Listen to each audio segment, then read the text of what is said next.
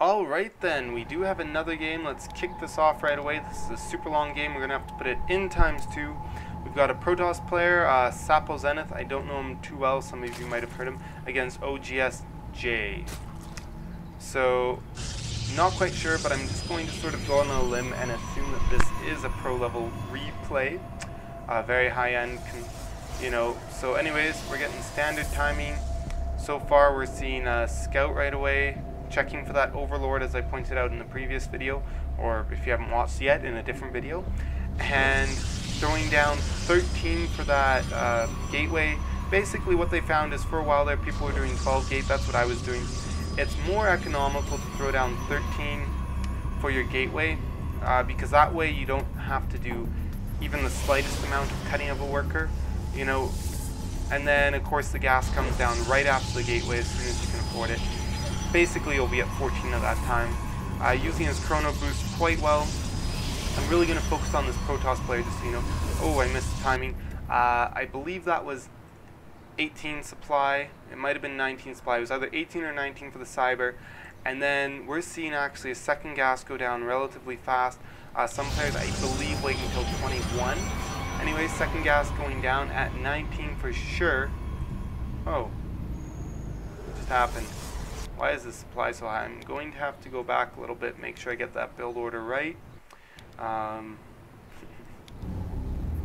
Okay, so we are definitely seeing 18 for the cybernetics core, and we are going to be seeing 19 for the gas, what it is. Okay, there we go. Just with those chrono boosts, they come out pretty fast, and suddenly it's at 22 supply. Oh, he started a zealot. That was what happened. Anyways, so starting the zealot at 20, which brings him up to 2.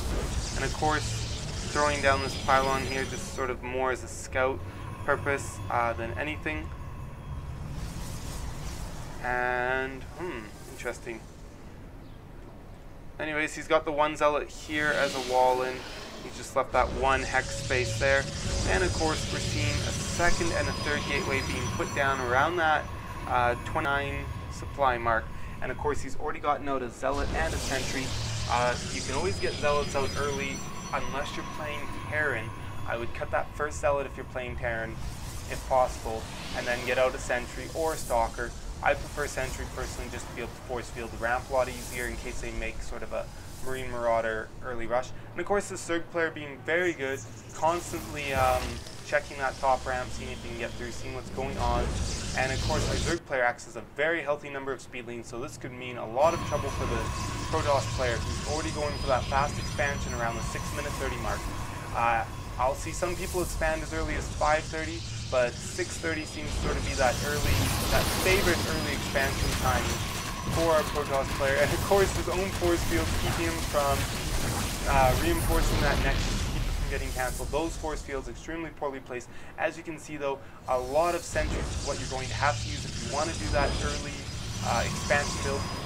Oh, he's going for early Stargate as well to get out some Phoenixes, just to do some RAS. He might do something as simple as just killing off the overlords that are obviously going to be parked around his base, which is always good, taking out that 100 minerals for free. And if we take a quick look at the Zerg player here, nothing too fancy going on. We're using teching up to layer technology, getting a second gas now. And of course, Roach, he did have a second gas down there. Like a second one in his main, he's got his Roach worn out. There we go. Roach speed coming out, so we know we're definitely going to see heavy Roach play. My guess is that he's probably going to go Roach Hydra, even though he might not. He might just go straight into Spire and skip.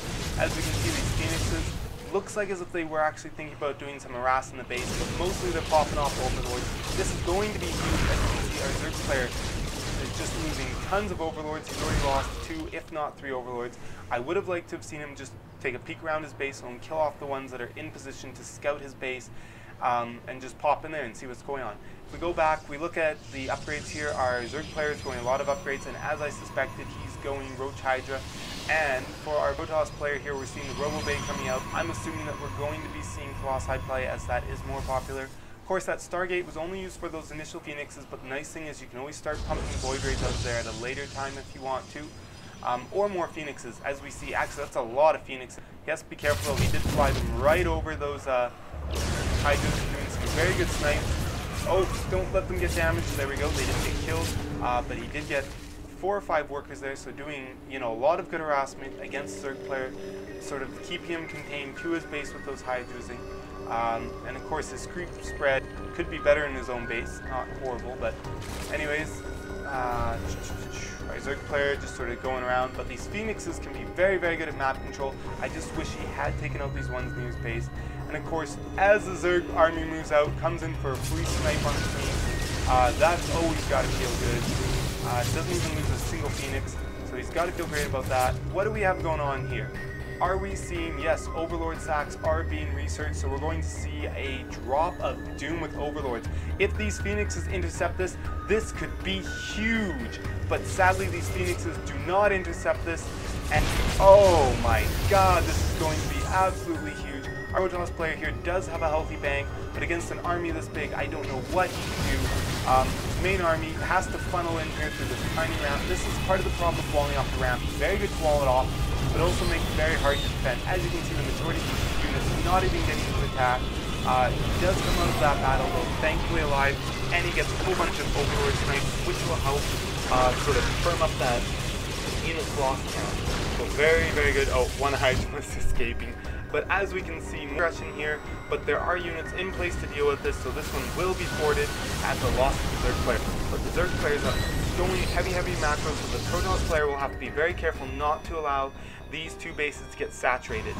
He's already got 3 saturated bases, which, you know, the Protoss player, he's got 2.5 running, so it's really not a big deal at this point, but he's got to be careful not to let these 2 go up, and especially if the gold gets taken. He does not want to get out macroed by the Zerg, because it's really hard to beat a Zerg player who's up 3 bases on you. It can just rebuild units at the speed of light. So of course these Phoenixes really paying for themselves so far, and now, as I said, he's bringing out the Void Rays. Void Rays can be very nice complement to your army, especially if your opponent starts teching up to very, you know, tier 3 or whatever. And will he get that queen? Yes, he sees the queen and he goes for the snipe, but then he has to cancel it because those Hydralisks come in to back up. Of course, not wanting to lose those Phoenixes for just for a queen. As we can see, we've got another Stargate on the way, so we're getting out double, we're still getting a lot of Colossi, but we're getting out double Void Rays, and we're seeing this Spire coming probably in response to the Colossi. Should have been out a lot sooner, but we're going to be seeing that most likely. I really like the fact that he's trying to be inventive using these drops, but oh, what does he have in there? He has Banelings, of course. Ever since Fruit Dealer did his huge Baneling thing, everyone wants to do Banelings. Not sure why he's wasting his minerals on these spine crawlers here. I personally do not suggest this. I think this is a waste of a lot of minerals to be putting up these spine crawlers on both sides. I understand why you want static defense to be able to defend, but those Colossi can outrange the spine crawlers. There's really not much point. Of course, he's taken out all the Overlords near his base. Well, not this one. And the Zerg player has taken another base. So I'm really seeing that this is going to be a hard game for the Protoss player, as he has now allowed he's sort of been waiting to push out with a maxed out army, and he's been allowing the Zerg player to macro up pretty heavily. So look at the count. We've got 74 workers or harvesters, and we've got 1, 2, 3 saturated bases, and we've got a fair bit of gas going too, and we've got a huge battle down here. Sorry that I was missing that. Let's rewind that just a bit. I know everybody loves watching battles. I especially. So anyways, we're going to fast forward a bit, go back to our production tab. As we can see, both players doing some upgrades, the Zerg player being very aggressive with his, as Zerg players usually need to. Okay, and as we can see, the big army's pushing these Zealots, getting out of position, losing about 4 or 5, and of course these Banelings dropping right on top of the army, not doing enough damage, but still doing a lot of damage. But then again, you know, just Protoss units with 6 fields, Banelings are not the most effective units. I do like how these Phoenixes were this army, in case there were corruptors. I'm assuming that's why they were there. And also just because there were the Overlords dropping. So as we can see, the spine crawlers really aren't going to pay for themselves. Oh, have to be careful there with those Hydras out on the field. He really could use a couple more Colossi, or especially since he's sticking with Colossi technology. Yes, he is. As we can see, we've only got 1 attack on the air units, and then what do the ground units have? They have 1 and 1. Whereas our Zerg player is sitting at, hey, come back here. Okay, our Zerg player is sitting at 1 and 2, which isn't as high as I thought it was, and he's also sitting at 1 air attack. But as we can see, these corruptors are out, so really it's going to be a matter of all these Void Rays are definitely going to help, as long as they're focusing down the corruptors.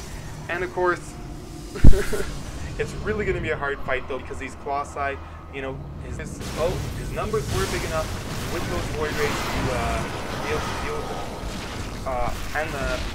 and the Claw be able to deal with all those Hydras before the Corruptors could kill off the Colossi. So that was a big moment right there, is being able to kill off that army without losing any. And also notice these Void Rays are taking a lot of the hits from the Corruptors instead of the Colossi, because they're going out further into the battle. So without proper micro from the Zerg player, you know, it's going to be a big advantage for the Protoss player having those Void Rays taken out while the Colossi are doing tons of damage. So those Corruptors are really meant to deal with the Colossi, so he's going to have to be careful. And of course, so he's got such macro going on with all of these bases. It's going to be, you know, it's going to be interesting to see what's going to happen. Right now, he's sort of, you know, in a weird position though. He was just getting his Ultralists out, but I don't think he quite had enough Ultralists for this engagement. Once again, as you can see, the Void Rays are the ones being force fired down by the Corruptors, not the Colossi. And of course, there's still enough stockings left to deal with the remaining Corruptors.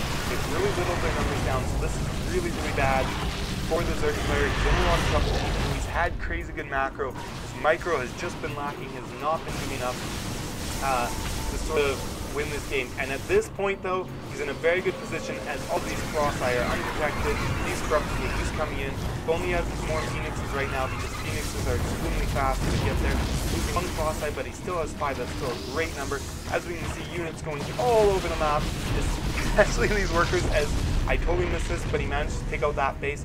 Very important that he found that base and took it out. He cannot allow the Zerg player to continue this whole macro business. And of course, he could be getting a ton of free hits with those Colossi on those moving drones. I bet you the Zerg player was like, oh crap, those guys almost died. Actually, he probably doesn't even realize this. Getting by again. Our Protoss player just is not paying attention, really should be grabbing those watchtowers just because he can. That way he'll know when the gold's going up, he'll know when units are transferring, attacking. As we can see, the Zerg player really just down to one mining base. This one's barely mining, and this one's very long distance, so at the most even.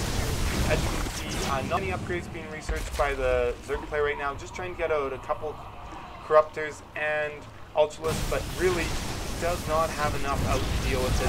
The Corruptors are just demolishing the remaining Colossi. If he could have gotten that 4th Colossi, that would have been big, but there's still 4 Colossi. That's still a very large number. It's going to be hard for him to deal with this because he no longer has that macro advantage because he does not have the minerals. So really, the Protoss player has pulled out a very convincing win, making his attacks at just the right timings, and really punishing that Zerg player for, you know, a few mistakes that he has made.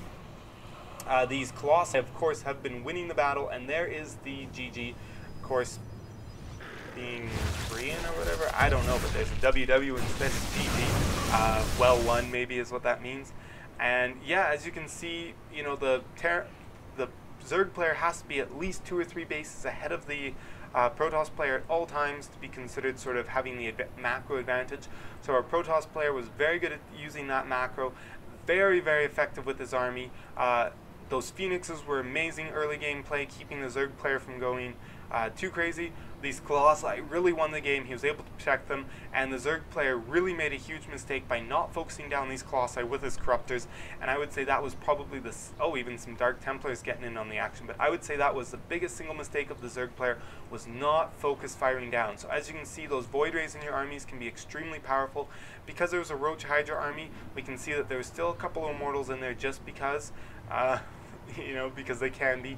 And yeah, if we look at the as we can see, our sort of 75, that's sort of where you want to max out. You really don't want to go above 75 for your harvester's count.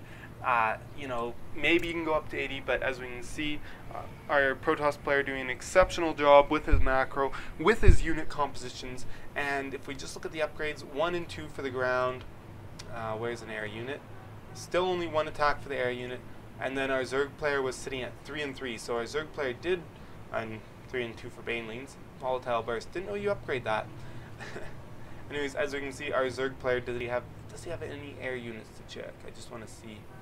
Not sure what his air upgrades were, but as you can see, he was starting to get his upgrades. Probably a little late for a Zerg player, as I have heard a lot that Zerg really needs to get those upgrades early. And Okay, hope you guys really enjoyed that game. That was quite exciting, and it really showcased some very, very good Protoss versus Zerg, as well as just showing some mistakes that the Zerg player made, in my opinion anyways, as these are very high-level players, and my opinion may not be the best opinion, but that is my opinion as to the mistakes that were made there. And yeah, enjoy this. Fiery columns of Colossi beams. Hell yeah. Oh, they're destroying the cafe.